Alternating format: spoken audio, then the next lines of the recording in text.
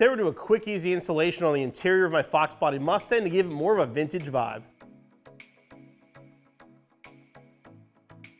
I'm going to be installing this white cue ball style shift knob from CJ Shift Knobs. So these are available in a bunch of different shift patterns for different years, different threads, also different designs. We have them with stripes, without stripes, and in plenty of different colors.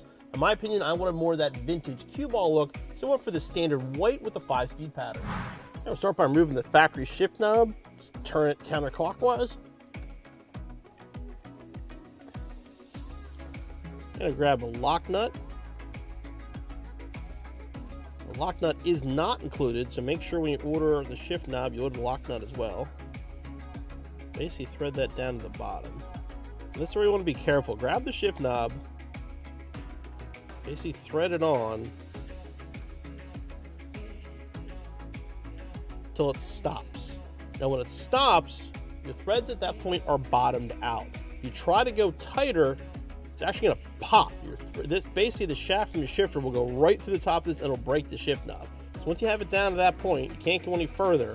I mean, literally, if I go another 1/4 of an inch, it'll break at this point. So what you want to do, go one turn back, get it nice and straight, then thread your jam nut up into place.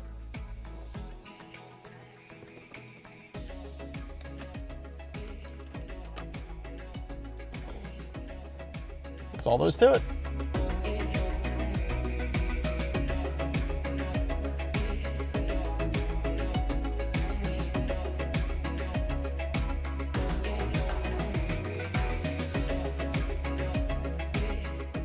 I've always loved the look of the white cue ball shifter and had it all my Fox bodies throughout the years. It just gives it kind of a vintage sort of look to me. As far as the installation goes, as you saw, very straightforward. Just be careful not to thread it too far so you don't damage it. Give yourself about 15 minutes to be back on the road in no time.